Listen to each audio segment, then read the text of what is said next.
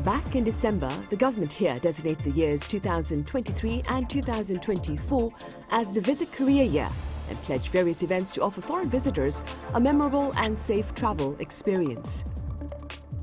So where are some of the places to go to, and what are some of the things to do? How is Seoul hoping to better cater to global K-pop fans? And what are Busan's prospects of cultivating a world-class coffee culture?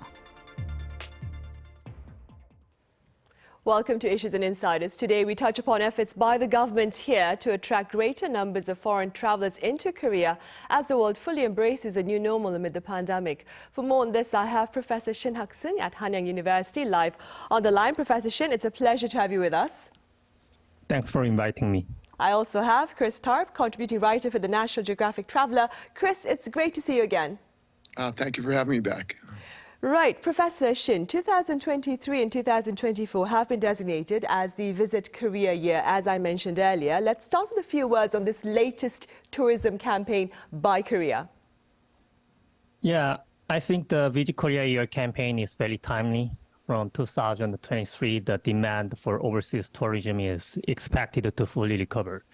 In this regard, the campaign will be attractive to foreigners who have increased their interest in Korea as they come into contact with various K-culture content, including K-pop, K-drama, K-movie, and other TV shows developed in Korea.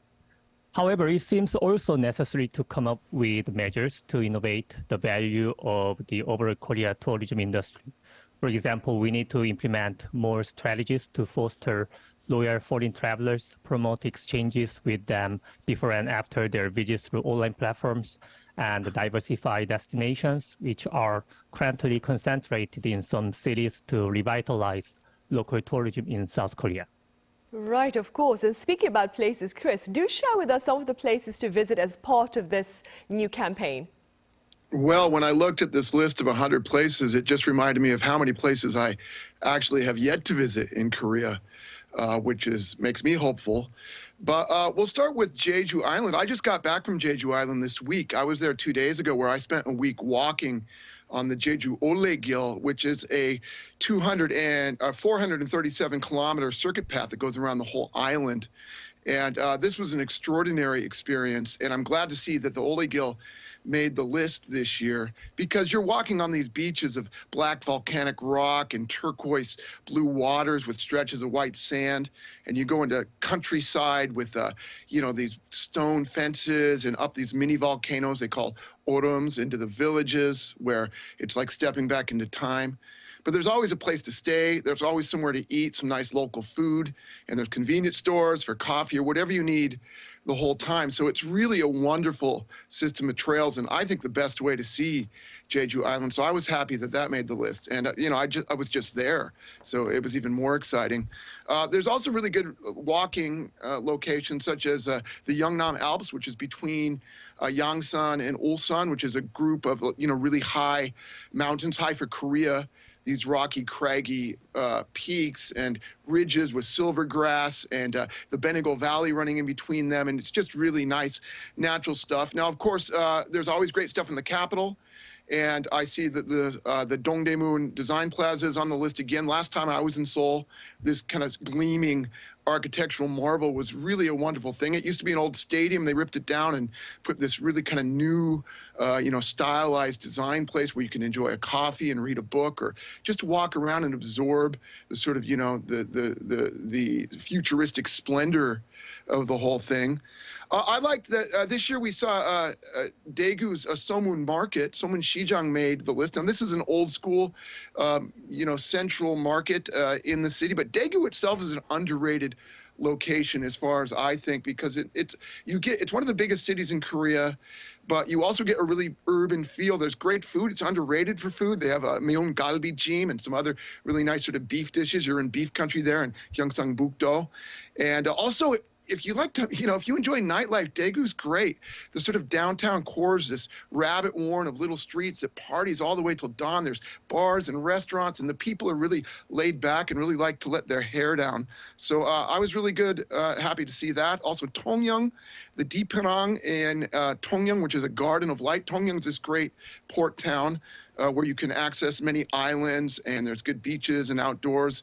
And also Mokpo, the Mokpo Modern History Hall, which is the old Japanese consulate from the colonial times. That made the list, along with the cable car in Mokpo. I'm generally not a cable car guy, but in Mokpo, the marine cable car is really cool. It goes over the old city in the mountains and goes over the sea to an island, and it's just a really nice way to soak up the kind of splendor in that corner of the country. Right. Chris, you have a way of using words to bring these things to vivid light for us. It's almost as if I was there.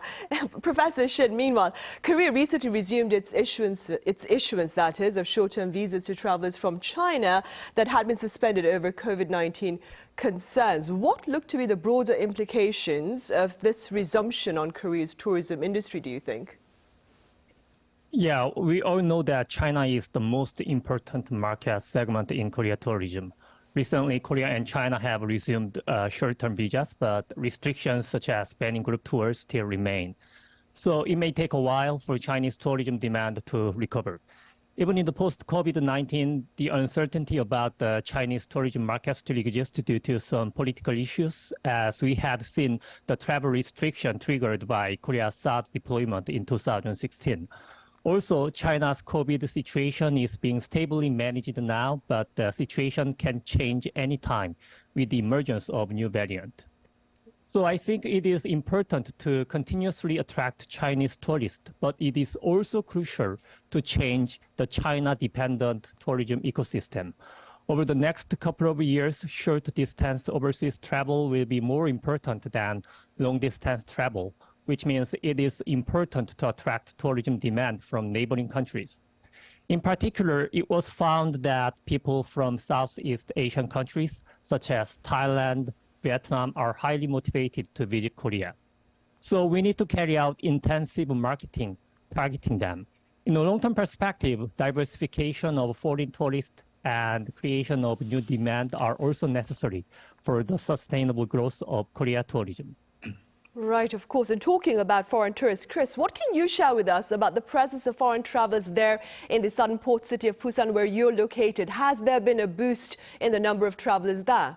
Yeah, I've noticed it in certain parts of town when walking on the streets recently. I walked by a whole group of people coming outside of their hotel, and I saw they were looking at their passports and going through their paperwork, I think, going back to the hotel, and they were from Singapore, I believe. I've heard a lot more Chinese on the street than I used to. I think mainland Chinese folks are coming here, but also we're getting a lot of people from Taiwan and Hong Kong returning. And I saw this in Jeju-do as well. We're seeing a lot of sort of local Asian travelers coming back to Korea. There were Japanese on my plane coming back to Busan.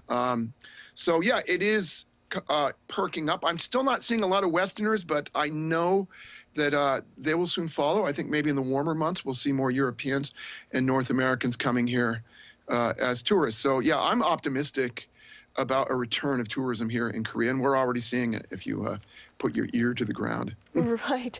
Chris, the last time you were on our show, you went into beautiful detail about some of the places to go to in Busan and some of the things to do there as well. For the sake of our viewers who missed you last time, do you care to share those details a bit again?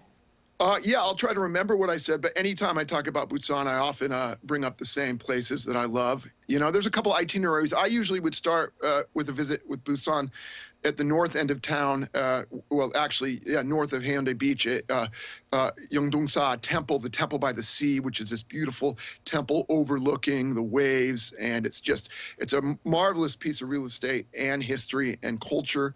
It's a really good place to start in the morning. Then you can make your way to Songjeong and Haeundae Beach, where you can stroll, take in the sweet salt air and have a coffee and just relax. I would then probably make my way to Nampodong, the old harbor area, which is probably my favorite part of the city. And of course, you go to Chagalchi Shijang, Chagalchi Market, which is the 600-year-old seafood market that's the beating heart and soul of this city, and eat some lunch there, have some raw fish, have some eel, have some grilled seafood, some clams, and just sit back and maybe have a beer and a little soju and watch the life sort of pass by and unfold as you really soak in the old sort of Busan feeling. You might want to go to Songdo Beach and take the cable car again. It's a pretty good cable car over the ocean to Amdong Park. And then maybe for your next day, head to the northern part of the city and go to Bomosa, the temple on the flank of Gyeongjeongsan Mountain, nestled among the pines. You can hike up to the north gate of the Gyeongjeongsan fortress and head up to the peak, and then head down to the Samsung Black Goat Village, which is a village where they raise black goats, and they serve them up at little restaurants along with baek soup, which is steamed chicken, and pajeon, and all that great mountain food. You can wash it down with makgeolli, and they have vans that'll take you down to the subway station afterwards. It's a really good day to end a good day of hiking and just taking in nature. And you have just convinced me to visit Busan this weekend. Moving forward, Professor Shin, the idea of taking better advantage of Hallyu for tourism has been floated about quite a bit here in the country. What do you propose in line with efforts to perhaps ensure a productive collaboration between the two? That would be Hallyu and tourism. Yes, as I briefly mentioned before, during the COVID-19, interest in Korea has increased as many foreigners have been exposed to so-called Korean wave content, which is K content. In fact, according to a recent survey conducted by the Korea Tourism Organization, citizens of many countries mentioned Korea as the place they want to visit after COVID-19. I think we should make good use of this opportunity. The various K-culture-based tourism programs currently underway in the Visit Korea Year event will definitely help attract foreign travelers. However, since most of the projects are driven by central or local governments, it is also necessary to encourage the art, culture, and entertainment industries to develop and apply tourism-related content and services. In addition, I think we need to support foreign tourists who are fascinated by K-culture to experience various attractions associated with Korea history, tradition, nature, and the local culture, because these things can help create loyal visitors to South Korea. Right, of course. And Chris, what do you suggest? I mean, are there more ways for Korea to better boost its tourism industry through Hallyu? Well, what the professor just said, his kind of finishing remarks are something that I really agree with. Of course, K-pop and the dramas and the movies, the sort of, backbone of Hallyu is what's really fueling a lot of the tourism here. But I'm not sure how much more popular K-pop can get. It's pretty much already conquered the world. So I think through Hallyu, through Korean culture and Korean content, we can maybe diversify what draws people here. For example, food is a big thing for me. So if there were more programs that focused on, like, television programs and things on some of the streaming platforms that focused on Korean food and travel through food. I know a lot of people back home that I talk to are really attracted to Korean food. And if there was more exposure to that, I think that would encourage more visitors to come here just to eat the food and experience the culture through the food, because the food is a window into the culture. Also, nature tourism or outdoor tourism is a big deal. Right now, South Korea has one of the greatest cycling infrastructures in the world. You can cycle from Busan to Seoul, never see a car. There are bridges, there are cycling-only paths, there are places to eat and sleep. That, along with the hiking, and there's surfing and all sorts of other ways you can engage with nature here. So I think things like that are emphasized, again, through television programs, through kind of travel-oriented shows that show that Korea is much more than K-pop and the glitz and glamour, which some people like, but there are different demographics we can appeal to here. So I would encourage diversification in the marketing. Right. Actually, I would have to agree as well. I think Korea has a great food culture to share with the rest of the international community. But for the time being, though, plans are in the works here in Seoul, Professor Shin, to set up a concert complex just for K-pop, that is. How do you respond to such endeavors? Yeah, a large concert complex dedicated to K-pop music can be an important resource that can create a great synergy effect for tourism. According to the research recently investigated by the Korea Culture and Tourism Research Institute, the economic ripple effect of this kind of complex can reach up to 1 trillion won. I'm sure that continuous development of physical tourism facilities is an important investment, but equally important is the development of intangible tourism and cultural contents. As Chris just mentioned, various cultural and artistic content based on K-culture must be diversified and upgraded in order for these facilities to continuously operate. Currently, Korea's music industry has grown externally, but it is important to create a healthy industrial ecosystem because there are some complicated issues such as copyright, distribution problems, and monopoly of large agencies. In addition, it is important to develop interactive cultural tourism content beyond simply viewing K-pop or K-culture, since they can promote more active cultural experiences and exchanges for foreign travelers. Right, of course. And beyond K-pop, back in Busan, Chris, I understand there is a barista community there in the southern port city of Busan that is seeking to, well, it's hoping to cultivate a coffee culture similar to the one in Melbourne, Australia. Could you give us some background information regarding this ambitious endeavor? Well, yeah. In 2019, a barista named Jun Ju-yeon won the 2019 World Barista Championship. It was a big deal. Some local barista went to an international competition, won the whole thing. And since then, a couple other baristas have won big prizes. And so they've put Busan on the map a bit as a coffee destination. And since then, over the last 10 years or so, the Jeonpo area next to Seomyeon used to be a bunch of machine shops, and now it's this cafe district with all sorts of, it's not just cafes, it's restaurants and bars, but cafes are really the bread and butter of it. And also in Yeongdo, near the Hinyol and around the Hinyol Cultural Village, there are all sorts of other cafes popping up, including another branch of Momo's Coffee, which is Jun Ju-yeon's business where she won the barista championship. So there has been this growing cafe culture here that has really taken root and blossomed. When I came here many years ago, there was nothing. You know, there were 2 Starbucks and that was it. And now there's a cafe on every corner. But they're trying to make this a draw as a tourist sort of destination. I think this is possible if you advertise this along with other things the city has to draw, especially with the seaside nature of it, because nothing really goes better with the beach and the sea breeze and a nice coffee, and a seaside view. I completely agree.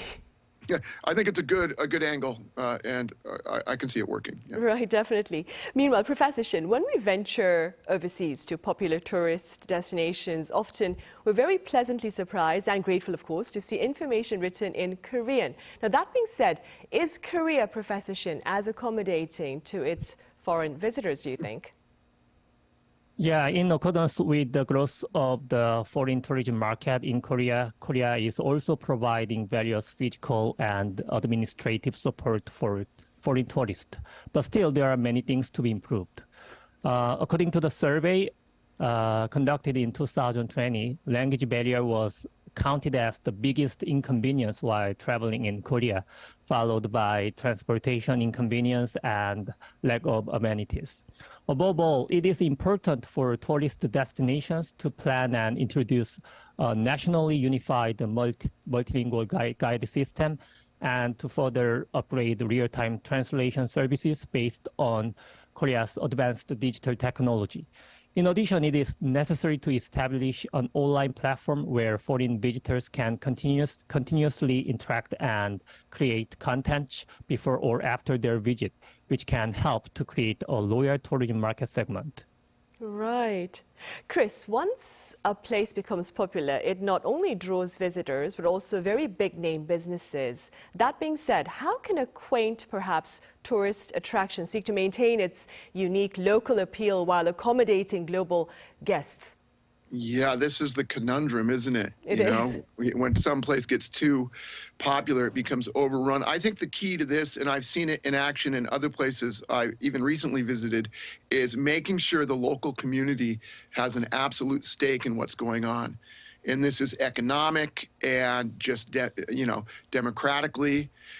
when things are run from the outside, when it's out-of-towners that are kind of, making all the money, drawing all the resources and calling the shots, that's when tourism really goes awry, I think. If the local people really have a say in what's going on, and not just an economic piece of a pie, but also they have a say in planning and what's going on in the future for their kids and their kids' kids, then I think they really take the steps necessary to make sure that the tourism is sustainable and that their communities benefit to the best ways they can. So I think community involvement is the best, in my opinion. Yeah. Right, community involvement, of course. Professor Shin, also related to the tourism industry's news about severe shortages of workers, that is, especially at hotels here.